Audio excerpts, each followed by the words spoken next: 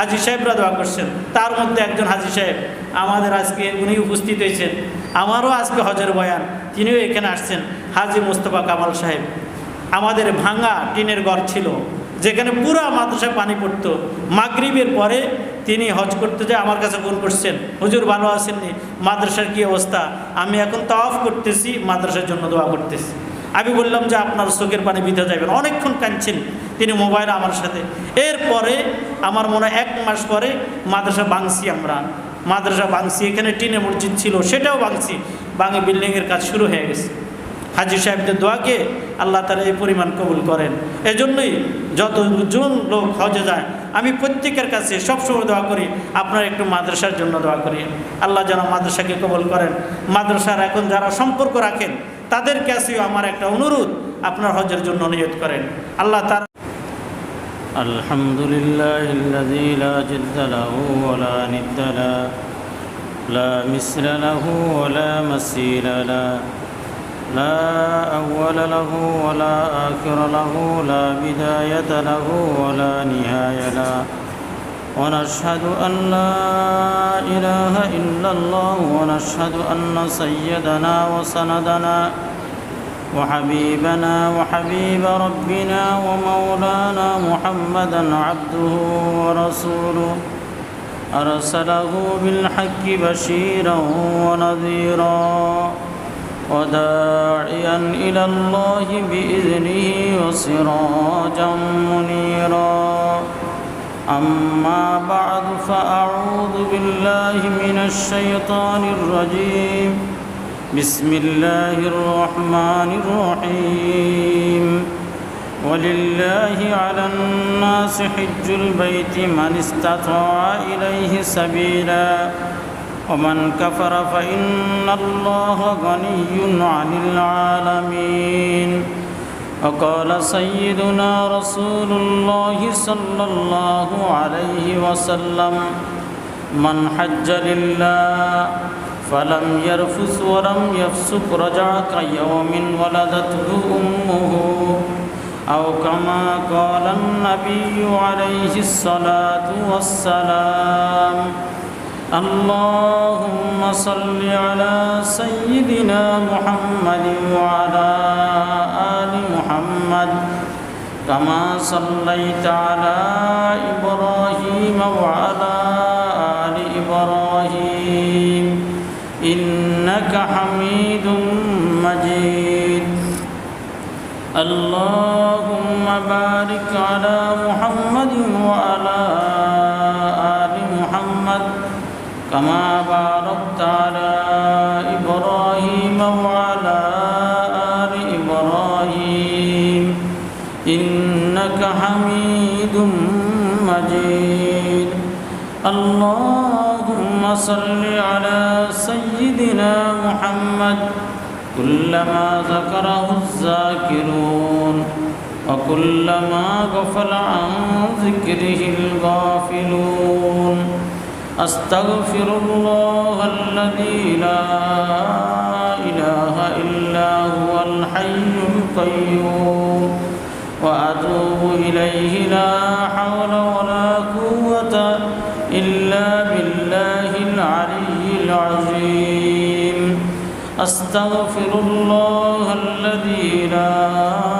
إله إلا هو الحي القيوم وأتوب إليه لا حول ولا قوة إلا بالله العلي العظيم معزز محترم মুরব্বিয়ান আযম আজিজ তলবায়ে মাদ্রাসা দারুল উলুম আল্লাহ তাআলার অসংখ্য অগণিত শুকর আদায় করি যে রব্বে কারীম আমাদের সকলকে দারুল উলুমের নিসবতে দারুল উলুম মাদ্রাসা মসজিদে জুমার নামাজ আদায়ের লক্ষ্যে আসার এবং বসার তৌফিক দান করেছেন।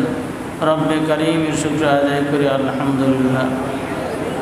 আল্লাহ তাআলার অতি মেহেরবানি আর দয়া ফজল ও করম আল্লাহ তাআলা আমাদের সকলকে মুসলমানদের ঘরে পাঠিয়েছেন। মুসলমানদের ঘরে পাঠানো এটাও আল্লাহ তাআলার অনেক বড় ইহসান আর রহম আর করম। যদি আল্লাহ তাআলা আমাদেরকে যদি মুসলমানদের ঘরে যদি না পাঠিয়ে বিধর্মীদের ঘরে পাঠাইতেন, কোনো হিন্দুর ঘরে, কোনো ইয়াহুদির ঘরে, কোনো খ্রিস্টানের ঘরে, তাইলে আমাদেরকে বিনা হিসাবেই জাহান্নামে দেওয়া হইত। তো আল্লাহ তাআলার অনেক বড় দয়া যে আল্লাহ তাআলা আমাদেরকে মুসলমান বানাইছেন। একজন আদনা মুসলমান, যে ব্যক্তি আদনা ইমানদার, অল্প ইমানের অধিকারী, বড় কোনো আমল নাই, এরকম একজন ইমানওয়ালাকেও আল্লাহ তাআলা এরকম দুনিয়ার মতো আল্লাহ তাআলা 10 দুনিয়া আল্লাহ তাআলাকে দান করবেন। কোনো ইমানওয়ালা যদি কোনো গুনাহ করে, তো ইমানওয়ালা যদি ইবাদতের পাবন্দি করে, তো আল্লাহ তাআলা ওই ইবাদতের পাবন্দির কারণে আল্লাহ তাআলা তার গুনাহগুলো আল্লাহ তাআলা মাফ করে দিবেন। আমরা আল্লাহ তাআলার কাছে আশাবাদী, কোনো ইমানওয়ালারে আল্লাহ তাআলা কোনো গুনাহ রাখবেন না। আল্লাহ তাআলা তাকে মাসুম বানাইয়া তাকে আল্লাহ তাআলা দুনিয়ার থেকে নেবেন। আর যদি কোনো ইমানওয়ালা যদি আল্লাহ তাআলার উপর ইমান আনয়ন করেছে, কালিমা পড়েছে, কিন্তু আল্লাহ তাআলা হুকুম আহকামের পাবন্দি করে না, এক আল্লাহ তাআলাকে বিশ্বাস করেছেন, সে কালিমাটাকে সহিভাবে পড়ছেন, তো একদিনের কারণে আল্লাহ তাআলা তাকেও একদিন না একদিন শাস্তি শেষ হওয়ার পরে আল্লাহ তাআলা তাকে জান্নাত দিয়ে দিবেন। এজন্যই প্রত্যেক ব্যক্তি আল্লাহ তাআলার কাছে আশাবাদী, আমরা সকলেই জান্নাতি হব।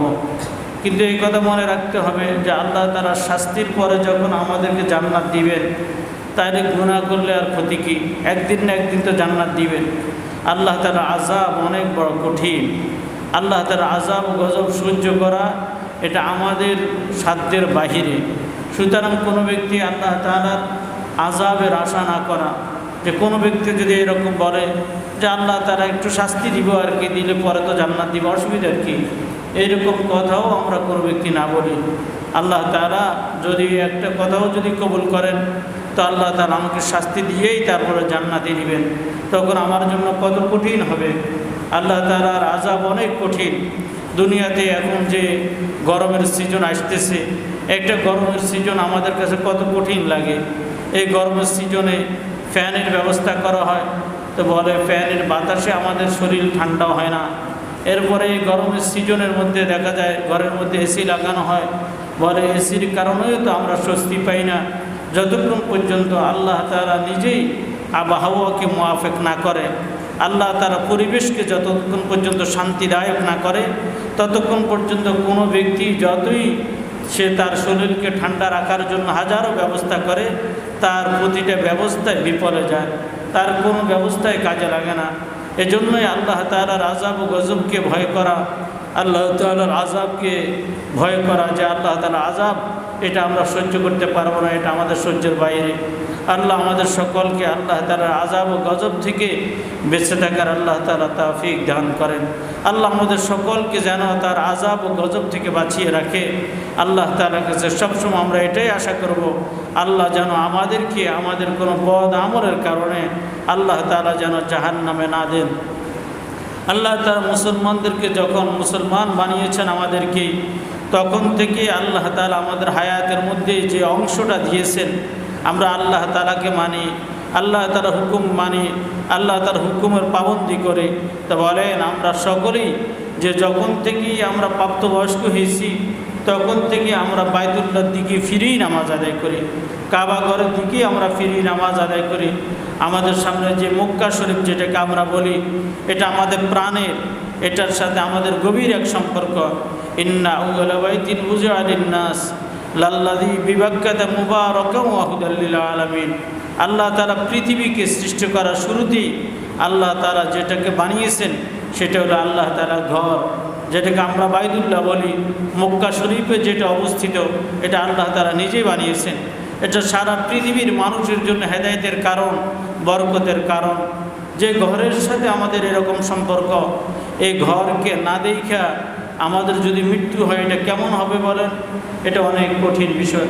এই জন্য প্রত্যেক ঈমানওয়ালা দিলের মধ্যে এটা তামান্না রাখবে, আমি বাইতুল্লাহকে না দেখে যেন আমার মৃত্যু না হয়। আল্লাহ তাআলার কাছে দোয়া করব, আল্লাহ বাইতুল্লাহ না দেখাইয়া, সচক্ষে বাইতুল্লাহকে না দেখাইয়া আমাকে মৃত্যু দিয়েন না। প্রত্যেক ব্যক্তি এরকম আল্লাহ তাআলার কাছে দোয়া করার দরকার। এখন যেরকম বহু লোক হজের জন্য তৈরি হয়ে গেছেন, তারা সাদা কাপড় গায়ের মধ্যে জড়াইতেছেন, সাদা কাপড় জড়াইবেন। আল্লাহ তাআলার কাছে এরকম দোয়া করার দরকার, আল্লাহ কাফনের কাপড় গায়ে জড়ানোর আগেই ইহরামের কাপড় আমার গায়ের মধ্যে জড়াই দেন। আল্লাহ ইহরামের কাপড় গায়ে না জড়াইয়া কাফনের কাপড় আমার গায়ের মধ্যে জড়াইয়েন না। আল্লাহ তার কাছে সবাই কান্নাকাটি করার দরকার।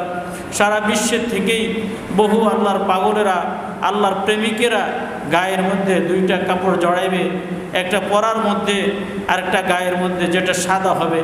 কতই না সুন্দর। লক্ষ লক্ষ মানুষ বাইতুল্লাহর চতুর্দিকে তাওয়াফ করে আর বলে এই কথা, লাব্বাইক আল্লাহুম্মা লাব্বাইক লা শারীকা লাক লাব্বাইক ইন্নাল হামদা ওয়ান নি'মাতা লাকা ওয়াল মুলক লা শারীকা লাক। কতই না সুন্দর যখন হাজী সাহেবরা লাব্বাইক বলে চিৎকার বলে আর বলে লাব্বাইক আল্লাহুম্মা লাব্বাইক, রব তোমার দরবারে হাজির হয়ে গেছে, রব তোমার দরবারে হাজির হয়ে গেছে। তারা যখন লাব্বাইক বলে তাদের সাথে সমস্ত ফেরেশতারাও বলে লাব্বাইক আল্লাহুম্মা লাব্বাইক লা শারীকা লাকা লাব্বাইক ইন্নাল হামদা ওয়ান নি'মাতা লাকা ওয়াল মুলক লা শারীকা লাক। কত না মজাদার। যারা বাইতুল্লাহর চতুর্দিকে তাওয়াফ করে আর লাব্বাইক বলে চিৎকার করে, যারা আরাফার ময়দানে লাব্বাইক বলে চিৎকার করে, যারা মিনার ময়দানে লাব্বাইক বলে চিৎকার করে, শুধু দুইটা কাপড়ের মতো গায়ের মধ্যে দুইটা কাপড় জড়ানো, যেখানে একটা মশা পর্যন্ত তারা মারে না। শুধু আল্লাহ তাআলাকে বলে, আল্লাহ তোমাকে পাওয়ার জন্যই যেখানে আসছে। আল্লাহ, যেখানে বাংলাদেশে ছিলাম সেখান থেকে তোমার ঘরের দিকে তাকাইয়া 40 বছর পর্যন্ত 50 বছর পর্যন্ত নামাজ আদায় করলাম তোমাকে পাওয়ার জন্য। আল্লাহ, যখন তোমাকে পাইলাম না তখন আর নিজেকে ধরে রাখতে পারলাম না, বাংলাদেশে কতক্ষণ আর বসে থাকবো। আল্লাহ, তোমাকে পাইতে চাই। যখন জানতে পারলাম এই বাইতুল্লাহ তুমি কুদরতিভাবেই বানাইছো, তো অন্তত তোমাকে না দেখি বাইতুল্লাহকে দেখতে মন চায়। অন্তত তোমাকে না দেখলেও বাইতুল্লাহকে দেখলে একটু মন জুড়াইবে, প্রাণ জুড়াইবে। এজন্যই মাওলা তোমার বাইতুল্লাহকে চুমু দেওয়ার জন্য, তোমার বাইতুল্লাহকে দেখার জন্যই চলে আসছে, তোমার বাইতুল্লাহকে দেখার জন্য চলে আসছে। সমস্ত আম্বিয়া কেরাম এই বাইতুল্লাহকে জিয়ারত করছেন। শত শত আম্বিয়া কেরামের কবর যেখানে তওয়াফ করেন হাজী সাহেবরা, এই তওয়াফের জায়গার মধ্যে তাদেরকে শায়িত করা হয়েছে। সাইয়্যিদুনা ইসমাঈল আলাইহিস সালাম, যিনি আমাদের রাসূল সাল্লাল্লাহু আলাইহি সাল্লাম পিতৃপুরুষ, তেনাকেও এখানে কবরস্থ করা হয়েছে, তিনিও এখানে দাফন করা হয়েছে তেনাকেও। সুতরাং তাওয়াফের জায়গার মধ্যে কেউ যদি তাওয়াফ করে তখন শুধুই সে তাওয়াফ করল না, বরং হাজারো শত শত পয়গম্বরের কবরকে সে জিয়ারত করলো। শত শত পয়গম্বরের কবরকে জিয়ারত করা নসিব হয়ে গেছে। কতই না দুর্ভাগা আর হতভাগা যে ব্যক্তিকে আল্লাহ তাআলা ধন ও সম্পদের মালিক বানাইছেন, মালের মালিক আল্লাহ তাআলা বানাইছেন, কিন্তু মাওলাকে একটিবারও মাওলার ঘর দেখতে পারল না। ওই ব্যক্তি কতই না হতভাগা, কতই না দুর্ভাগা। আল্লাহ তাআলাকে দেখলাম না, অন্তত বাইতুল্লাহকে যদি সচক্ষে দেখতে পারে, অন্তত মাওলা ফাককে কালকে আমাদের ময়দানে এই কথা বলতে পারবো, আল্লাহ তোমাকে তো পাইলাম না, তোমাকে দেখার জন্য মন অনেক উদ্গ্রীব ছিল, অনেক কান্নাকাটি আল্লাহ তোমাকে দেখার জন্য করেছি, আল্লাহ তোমাকে দেখতে পারলাম না, অন্তত তোমার বাইতুল্লাহকে তো দেখেছি, তোমার বাইতুল্লাহকে তো দেখেছি। বাইতুল্লাহ এটা আল্লাহ তাআলা নূর দ্বারা বেষ্টিত থাকে। সমস্ত শুধুই মানুষ এটাকে জিয়ারত করে এটা নয়, বরং নেককার ফেরেশতারাও এটাকে তাওয়াফ করে। হাজারো জিন, লাখো জিন চতুর্দিকে বাইতুল্লাহর জিয়ারত করে। হাজারো ফেরেশতার ভিড়ের মধ্যে যদি আমিও বলি লাব্বাইক আল্লাহুম্মা লাব্বাইক লা শারীকা লাকা লাব্বাইক ইন্নাল হামদা ওয়ান নি'মাতা লাকা ওয়াল মুলক লা শারীকা লাক, কতই না মজাদার হবে। সমস্ত ফেরেশতাদের সাথে যদি আমার লাব্বাইকটা যদি মিলে যায়, আল্লাহ তাআলাও যদি আমার লাব্বাইকের সাথে আল্লাহ তাআলা যদি বলে লাব্বাইক ইয়া আবদি, বান্দা তুমি কি বলতে চাও, বান্দা আমি তো হাজির হয়ে গেছি। তোমার লাব্বাইকের সাথে আমি আল্লাহ তাআলাও লাব্বাইক বলতে, কি চাও বান্দা, তুমি যা চাও এখন তোমাকে তাই দেওয়া হবে। এর জন্যই রাসূলুল্লাহ সাল্লাল্লাহু আলাইহি সাল্লাম বলেন, মান হাজ্জা লিল্লাহ ফালাম ইয়ারফুস ওয়ালাম ইয়াফসুক রাজা কায়াউমিন ওয়ালাদাত উম্মুহু। কোনো ব্যক্তি যদি আল্লাহ তাআলার জন্যই যদি হজ করে, তাকে হাজি বলুক, তাকে গাজী বলুক, তাকে মানুষ ধন্যবাদ দিবে, তাকে ধনাঢ্য বলবে, তাকে বাহবা দিবে, এই জন্যই হজ করে না। শুধু আল্লাহ তাআলার জন্যই হজ করে, আল্লাহ তাআলাকে পাওয়ার জন্যই হজ করে, আল্লাহ তাআলাকে পাওয়ার জন্য পাগল হইয়া সে দেশ থেকে দেশান্তর, বন জঙ্গল, সমুদ্র সব কিছু পাড়ি দিয়া আল্লাহ তাআলার দরবারেই চলে গেলেন। তো আল্লাহ তাআলা বলেন, আমি তার সমস্ত গুনাহগুলো মাফ করে দিলাম, আমি তার সমস্ত গুনাহগুলো মাফ করে দিলাম। আজকের সন্তান ভূমিষ্ঠ হইলে যেরকম তার আমল নামার মধ্যে কোনো গুনাহ নাই, এরকম আমি একজন হাজী সাহেবকে এরকম সম্পূর্ণ মাসুম বানিয়ে দিই, আমি তাকে সম্পূর্ণ বেগুনাহ বানিয়ে দিই, তার আমল নামার মধ্যে কোনো গুনাহই থাকে না। রাসূলুল্লাহ সাল্লাল্লাহু আলাইহি সাল্লাম বলেন, আল হাজ্জু ইয়াশফাউ বিআরবাইন মিন আহলি বাইতিন আও কামা ক্বালা নবী আলাইহিস সালাতু ওয়াস সালাম। রাসূলুল্লাহ সাল্লাল্লাহু আলাইহি সাল্লাম বলেন, হাজী সাহেব যদি কারোর জন্য যদি দোয়া করে, তার আহলে বাইত থেকে, তার পরিবার থেকে, তার বংশের থেকে আমি 400 লোককে মাফ করে দিয়ে জান্নাত দিয়ে দেব। হাজী সাহেবের দোয়ার কারণে তার বংশের 400 লোককে আমি জান্নাত দিয়ে দিব। মুহাদ্দিসিনে কেরামগণ বলেন 400 লোক, এটা কোনো বাধ্যবাধকতা নয়, মানে আল্লাহ তাআলা অবশ্যই 400 লোককে দিবেন। তবে এর চাইতেও আল্লাহ তাআলা যদি চান, হাজী সাহেব তার বংশের, তার পরিবার যত লোকের জন্য আল্লাহ তাআলা দোয়া করবে, তার দোয়াকে কবুল করে আল্লাহ তাআলা জান্নাত দিয়ে দিবেন। তাহলে একজন হাজী সাহেবের কত দাম। রাসূলুল্লাহ সাল্লাল্লাহু আলাইহি সাল্লাম বলেন, যখন একজন হাজী সাহেব যখন হজে রওনা করে, তখন থেকে ফিরা পর্যন্ত তার দোয়াকে আল্লাহ তাআলা কবুল করেন। এবং সাইয়্যিদুনা আয়েশা রাদিয়াল্লাহু তাআলা আনহা থেকে বর্ণিত আছে, একজন হাজী সাহেব যখন হজ থেকে আসে, ফাল ইউসাফিহ, তখন তোমরা যাই তার কাছে মুসাফা করো, আর তাকে বলো, সে যেন তার কাছে বলো যে আমাকে মাফ করার জন্য আল্লাহ তাআলাকে বলেন। হাজী সাহেব ঘরে ফিরা পর্যন্ত সে যেই কোনো দোয়া করবে, আল্লাহ তাআলা তার দোয়াকে কবুল করেন।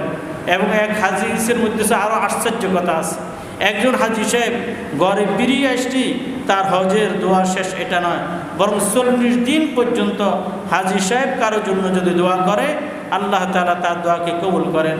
এই জন্য হাজী সাহেবরা যাদেরকে আল্লাহ তাআলা হজের জন্য কবুল করেছেন, যাদেরকে আল্লাহ তাআলা ধন ও সম্পদের মালিক বানিয়েছেন, প্রত্যেকটা ব্যক্তি দোয়া করার দরকার, আল্লাহ আমাকে আপনি হজ করার তৌফিক দান করেন।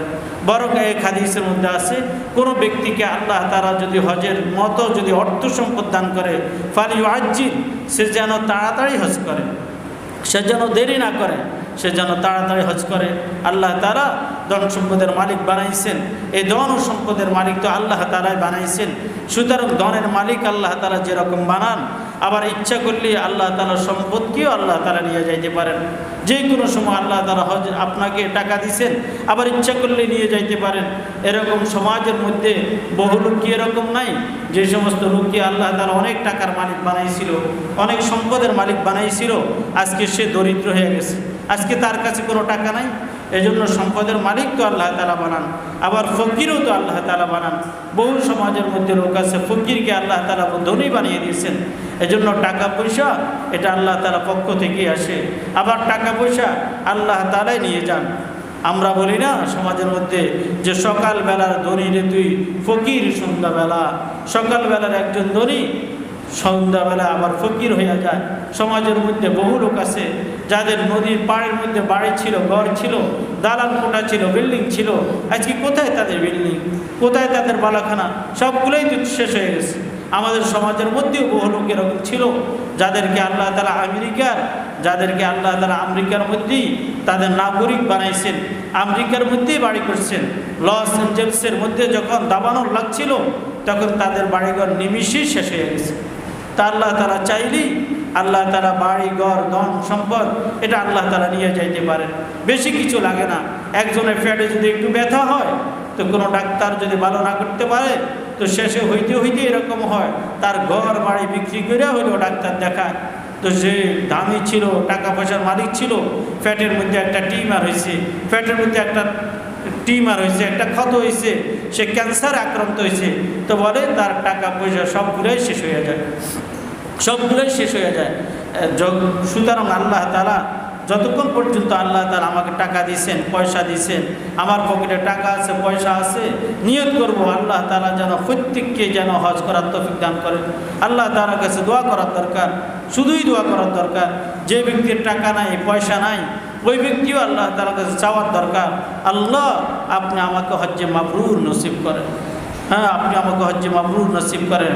রাসূলুল্লাহ সাল্লাল্লাহু আলাইহি সাল্লাম বলেন, আল হজ্জুল মাবরুরু লাইসা লাহু জাযাউন ইল্লাল জান্নাহ। আরে শুনো, হজ্জে মাবরুর তো এমন একটা হজ, কোনো ব্যক্তি যদি হজ করে তার পুরস্কার জান্নাত ছাড়া আর কিছুই নয়। আল্লাহ রাসূল বলেন, যে ব্যক্তি হজ করে তার পুরস্কার একমাত্র জান্নাত। আপনাদেরকে কি করে বুঝাইব যে কাবা ঘরের মধ্যে আল্লাহ তাআলা কি আকর্ষণ রাখছেন? আল্লাহ যাকে দিয়েছে সে বুঝতে পারবে কাবা ঘরের আকর্ষণ কী রকম। একজন যদি তার কোনো ব্যক্তি যদি তার প্রেমিকের জন্য যদি পাগল হয়ে যায়, প্রেমিককে যদি এক নজর দেখে, পরবর্তীতে যদি আর না দেখে, ওই ব্যক্তি দিলের মধ্যে কত ব্যথা, তার দিলের আগুন কীরকম জ্বলে, যে ব্যক্তি বাইতুল্লাহকে দেখছে সে বলতে পারবে বাইতুল্লাহর কালো গিলাপের মধ্যে কী পরিমাণ আকর্ষণ। যে ব্যক্তি একবার দেখছে, আরেকবার যদি বাইতুল্লাহকে না দেখে, তো যখনই হজের মৌসুম আসে তো হাজী সাহেবরা আর নিজেকে ধরে রাখতে পারেন না। এই জন্যই যারা একবার হজ করে বারবার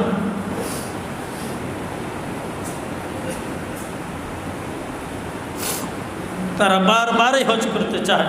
যে ব্যক্তির একবার উমরা করার নসিব হয়েছে, আল্লাহ তাআলার ঘরকে যে ব্যক্তি একবার দেখছে, সে ব্যক্তি নিজেকে আর ধরে রাখতে পারে না, আবারও চায়, আবারও হজ করি, আবার উমরা করি।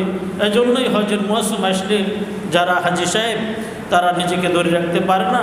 আল্লাহ তাআলা যাদের হজকে কবুল করেছেন, যাদের উমরাকে কবুল করেছেন, তারা শুধু চিৎকার দিয়া আল্লাহ তাআলার কাছে কাঁদে, বলতে থাকে, আল্লাহ আবার তোমার ঘরের জিয়ারত আমাদেরকে নসিব করো। আল্লাহ আমাকে আবারও তোমার ঘরের জিয়ারত নসিব করো। আল্লাহ আবারও তোমার ঘরের মেহমান আমাকে বানাও। এজন্য হাজী সাহেবরা কাঁদেন, বেশি বেশি আল্লাহ তাআলার কাছে কাঁদেন। সকলেরই আল্লাহ তাআলার কাছে কাঁদার দরকার। আল্লাহ আমাদেরকে হজ্জে মাবরুর নসিব করেন। হজের জন্য টাকা লাগে না। কোনো ব্যক্তিকে আল্লাহ তাআলা যদি কবুল করে, তো আল্লাহ তাআলা তার কুদরতিভাবে আল্লাহ তাআলা তার ঘরের আল্লাহ তাআলা জিয়ারত নসিব করান।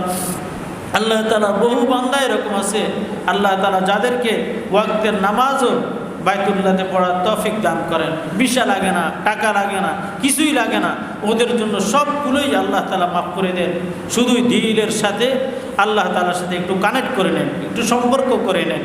আমাদের বাংলাদেশের এক প্রতিযশা আলেম, যেনার নাম আপনারা শুনছিলেন, শামসুল হক ফরিদপুরি রহমতুল্লাহ আলাই, অনেক বড় আল্লাহর ওলি ছিলেন। আপনারা শুনছেন, তেনার নাম অনেকেই শুনছেন, শামসুল হক ফরিদপুরি রহমতুল্লাহ আলাই। তিনি হজ করতে গিয়েছিলেন, হজ করতেছেন। তো হজ করার সময় চতুর্দিকে কাবা ঘরের চতুর্দিকে হজ করলেন, হজের কাজ শেষ করলেন।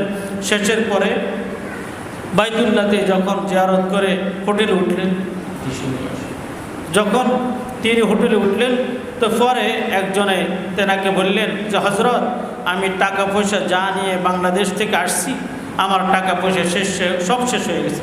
ওনার বাড়ি নাটোরে। এখন আমি যে দেশে যাওয়ার মতো কোনো ব্যবস্থা নাই। শামসুল হক ফরিদপুরি রহমতুল্লাহ আলাই তেনাকে নিজের পকেট থেকে টাকা দিয়ে বললেন, যাও তুমি এগুলো দিয়ে চলে যাও, তবে আমার কাছে এই টাকাগুলো ছাড়া আর কিছুই নেই, শুধু এই টাকাগুলো আছে, আমাকেও তো দেশে যাইতে হবে। শামসুল হক ফরিদপুরির এই কথা শুনে ওই হাজী সাহেব বললেন, আমার টাকা লাগবে না হজরত, আপনি আমার জন্য দোয়া করেন, আমি যেন দেশে ফিরে যেতে পারি। এখন তো প্লেনের সময়, তখন প্লেনের সময় ছিল না, তখন জাহাজের বিষয় ছিল, জাহাজে করে যাইতেন ভাড়া দিয়া, আবার আসতে ভাড়ার দরকার হইতো। তো এই কথার পরে শামসুল হক ফরিদপুরি রহমতুল্লাহ আলাই তেনাকে বললেন, ঠিক আছে আমার টাকা আমাকে দিয়েই দাও, তুমি আল্লাহ তাআলার কাছে ভোর রাত্রে উঠবে, উঠি তাহাজ্জুদের নামাজ আদায় করবে, 8 টাকার তাহাজ্জুদ নামাজ পড়বে। আর একটা দোয়া শিক্ষা দিলেন, বলেন যে এই দোয়াটা তুমি চক্ষু বন্ধ করে পড়বে। হোটেল থেকে 8 টাকার তাহাজ্জুদ পড়ি খালি মাঠে, কবুতর সত্তর একটা মাঠ আছে, কবুতর মাঠের মধ্যে তুমি চলে আসবে, আর তোমার মাথাটাকে তুমি বাম কাঁধের উপর রাখি আল্লাহ তাআলার কাছে দোয়া করতে থাকবে, কাঁদতে থাকবে, দোয়া করবে, আর তুমি কাঁধের মধ্যে এটা রাখবে, চক্ষুকে বন্ধ করবে, চক্ষুকে বন্ধ করে তুমি দোয়া করবে। তবে আজানের আওয়াজ শোনার আগ পর্যন্ত তুমি চোখকে একটু খুলবে না। এই কথার পরে শামসুল হক ফরিদপুরি যখন এই কথা বললেন, ও হাজী সাহেব তিনি তাহাজ্জুদ নামাজ আদায় করলেন, 8 টাকার তাহাজ্জুদ নামাজ আদায় করলেন, কবুতর মাঠের মধ্যে তিনি আসছেন, তিনি দোয়াটা পড়তেছেন, মাথাকে কাঁধের উপর রেখে দোয়াটা করতেছেন, আল্লাহ তাআলার কাছে কাঁদতেছেন। তো বলে তিনি এভাবে দোয়া করতেছেন আর হাঁটতেছেন, তিনি ফজর আজান শুনলেন। শোনার পরে চক্ষুগুলি তিনি দেখলেন তিনি তেনার বাড়ির দরজায় একটা পুকুর পাড়ের মধ্যে তিনি দাঁড়ানো আছেন। এটা দেখে তিনি আশ্চর্য হলেন। এরপরে তাকাইলেন, দেখলেন তেনার বাড়ির দরজার মসজিদ। তিনি আরও আশ্চর্য হলেন, চিন্তা করলেন ঠিক আছে মসজিদে যাই। মসজিদে যায় দেখলেন তেনাদের এলাকার মুয়াজ্জিন যিনি আজান দিচ্ছেন ইনি হলেন তেনাদের বাড়ির মসজিদের মুয়াজ্জিন। এটা দেখে তিনি আরও আশ্চর্য হলেন, আমাদের বাড়ির মুয়াজ্জিন ইমাম সাহেব নামাজ পড়াইতেছেন। এটা দেখে তিনি দেখলেন হ্যাঁ ইমাম সাহেবও তো আমাদেরই। নামাজের পরে সকলে দেখলেন, ধরলেন হাজী সাহেবকে, হাজী সাহেব আপনি কীভাবে হজ থেকে আসলেন, কখন আসলেন? হাজী সাহেব বললেন পুরা ঘটনাই ভাঙে বললেন, তা আল্লাহ তাআলা যদি চায় আল্লাহ তাআলা ভিসা ব্যতীত টাকা ব্যতীত আল্লাহ তাআলা হজ করাইতে পারেন। বহু গরিব লোক আছে, আল্লাহ তাআলা তাদেরকে হজ করান। আমার এক খালুজি তিনি আমানতপুর মাদ্রাসার মুহাদ্দিস ছিলেন, মাওলানা আব্দুল শহীদ, অনেকেই ওনাকে চিনেন। তো তিনি বলেন আমি স্বপ্নে দেখলাম আমি হজ করতেছি। পরের দিন বাদশাহ হুজুরকে বললাম হুজুর আমি স্বপ্নে দেখছি আমি হজ করতেছি হজের মৌসুমে। বললেন তোমার এই বছরেই আল্লাহ তাআলা হজ নসিব করবেন। তো তেনার আত্মীয় স্বজনের মধ্যে একজন হজের টাকা দিয়েছে, তৎসময়ে তিনি অসুস্থ হয়ে গেছেন, তো তেনাকেই হজে পাঠিয়ে দিয়েছেন। তা আল্লাহ তাআলা যদি চায় আল্লাহ তাআলা এভাবেই হজে পাঠাইতে পারেন। এই জন্যই আল্লাহ তাআলার কাছে শুধুই দোয়া করা, আল্লাহ তোমার ঘরের জিয়ারত আমাকে নসিব করো, আল্লাহ তোমার ঘরের হজ করার আমাকে তৌফিক দান করো। রাসূলুল্লাহ সাল্লাল্লাহু আলাইহি সাল্লাম বলেন আল্লাহ তাআলাকে যে ব্যক্তি সম্পত্তি দান করছে, মালের মালিক হয়েছেন, হজের মৌসুমে সে হজের করার তৌফিক পাইছেন।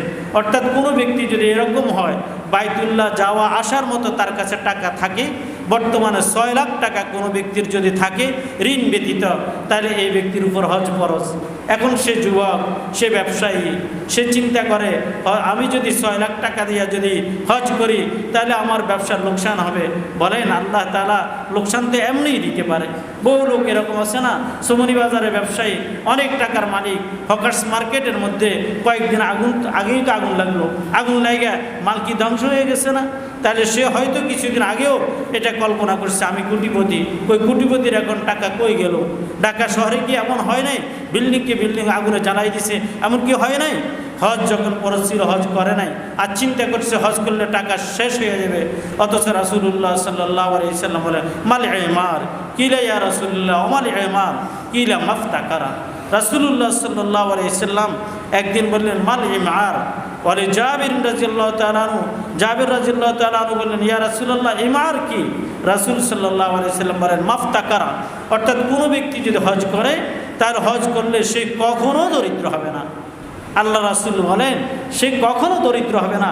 আর আমি বিবেক খাটাইতেছি যে আমি যদি টাকা পয়সা যদি এভাবেই যদি হজ করার নিয়তে যদি হজ করি পেলে ব্যবসার থেকে টাকা বাইর করি তো আমার ব্যবসা শেষ হয়ে যাবে।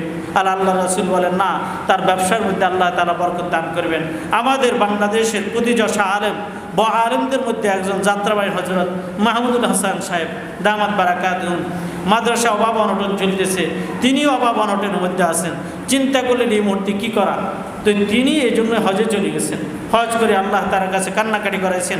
আজকে বাংলাদেশের মধ্যে বড় মাদ্রাসার মধ্যে সবচেয়ে বড় মাদ্রাসা একটা তেনার মাদ্রাসা। বড় আলেমদের মধ্যে আরেকজন হইলেন মুফতি আব্দুর রহমান সাহেব, বসুন্ধরা হজরত তেনাকে বলা হইতো, ফকিহুল মিল্লাত বলা হইতো। দুনিয়ার থেকে এখন চলে গেছেন।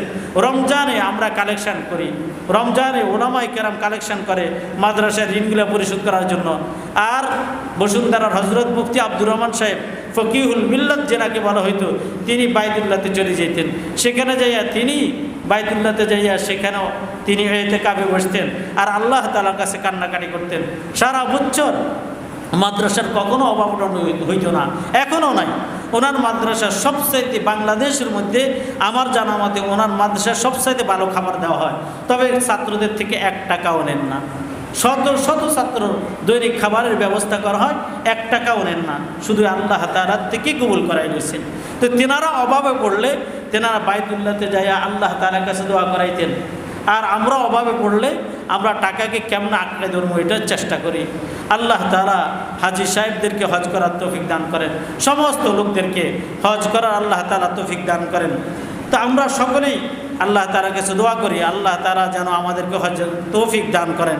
আমাদের এই মাদ্রাসাও একসময় একেবারেই অবস্থা খারাপ ছিল, একজন ওস্তাদের খাবারও এলাকার থেকে আসতো না, নাস্তাও আসতো না। আমাদের তো আবদুল্লাহ সাহেব আছেন সবচাইতে পুরাতন ওস্তাদ, নাস্তাও কিন্তু এলাকার থেকে আসতো না। খাবার তো তার দূরের কথা, এখন শত ছাত্র খাবারের ব্যবস্থা হয়, 14 জন ওস্তাদের বেতনের ব্যবস্থা করা হয়। এবং এই বছর মাদ্রাসা সবচাইতে ঋণমুক্ত হয়েছেন এই বছর। আমি এটার জন্য কয়েকজন হাজী সাহেবকে এটার জন্যই ওনাদের জন্য দোয়া করি। আপনাদেরকে হজরত তৌফিক অবশ্যই দিবেন। তো সূরা আলে ইমরানের একটি আয়াত আমি আপনাদের সামনে তেলাওয়াত করেছি, ওয়ালিল্লাহি আলান নাসি হিজ্জুল বাইত মান ইসতাতা ইলাইহি সাবিলা ওয়া মান কাফারা ফা ইন্নাল্লাহা গনিয়্যুন আনিল আলামিন। যে ব্যক্তি বাইতুল্লাহতে যাওয়ার অধিকার রাখে, বাইতুল্লাহতে যাওয়ার মতো যার টাকা পয়সা থাকে, সে যেন আল্লাহ তাআলার জন্যই যেন হজ করে। সূরা আলে ইমরানের 97 আয়াতে আল্লাহ তাআলা বলেন, এই রকম হুকুমের পরে আল্লাহ তাআলা বলেন, এই রকম আমি হুকুম করলাম যে প্রত্যেকটা লোক, যে ব্যক্তি ঋণ ব্যতীত বাইতুল্লাহতে যাওয়ার মতো টাকা পয়সা থাকে, সে যেন হজ করে, আল্লাহ তাআলার জন্য যেন হজ করে। এই হুকুমটা আমি বলার পরে আল্লাহ তাআলা বলেন, এই হুকুমটা আমি বললাম আমার বান্দাদেরকে, আর আমার বান্দারা মানল না। ওমান কাফারা, সেই ব্যক্তি অস্বীকার করলো। আমার হুকুম শোনার পরে সেই ব্যক্তি মনে মনে বলল, কেমনে যাইতাম, আমি যদি যাই তা আমার ব্যবসা লস খেবে, কেমনে যাইতাম। এখন তো আমার মেয়ে বিয়ে দেওয়া বেশি জরুরি না হজ করা বেশি জরুরি? আমাদের সমাজের মধ্যে আছে, মেয়ের বিয়ে দেওয়া ফরজ, হজ নয়। এ কথা ঠিক নয় ভাইয়েরা, এ কথা ঠিক নয়। বরং কোনো ব্যক্তির কাছে যদি টাকা থাকে আর তার মেয়ে বিবাহ উপযুক্ত, কিন্তু উত্তম হইল, জরুরি হইল হজ করা। উত্তম না, আমি ভুল বলছি, জরুরি হইল আগে তাকে হজ করা, তারপরে মেয়ে বিবাহ দেওয়া। হ্যাঁ, হজের মৌসুমের আগে যদি মেয়ের বিবাহ ঠিক হয়ে যায়, সব ঠিক হয়ে গেছে, তাহলে তো সে মেয়ের বিবাহ দিবে। কিন্তু হজের মৌসুম চলে আসছে, অর্থাৎ জিলহজ মাস চলে আসছে, আর এই ব্যক্তি এই পরিমাণ টাকা তার ফান্ডে আছে, সে বাইতুল্লাহতে যাইতে আর আসতে পারে, এরকম টাকা থাকে, এই ব্যক্তি মেয়ে আগে বিবাহ দিবে না, আগে হজ করবে। এরকম অনেকে বাহানা করে। আবার কোনো ভাই বাহানা করে যে হুজুর, কত বড় আল্লাহওয়ালা, হুজুর আমি তো আমার স্ত্রীর মোহরানার টাকা দেয় না, এখন কি হজ করতে পারবো? অর্থাৎ বাইতুল্লাহতে যাওয়া আসার মতো টাকা আছে, কিন্তু বউর যে মোহরানার টাকা দেয় না, এটা তো এখনো দিই নেই, এখন কি হজ করতে পারবো? অথচ এই ব্যক্তি জিন্দিগিতেও তালাক না দিলে মোহরানার টাকা দেয় না। আমাদের সমাজে তালাক দেওয়ার আগে বউকে মোহরানার টাকা দেয় না, দেয় না, অনেকেই দেয় না। তালাক দিলেই তারপরে মোহরানার টাকার কথা আসে। এর আগে মোহরানার টাকা স্ত্রীও চায় না, স্বামীও দেয় না, এটা নয়, এটাই।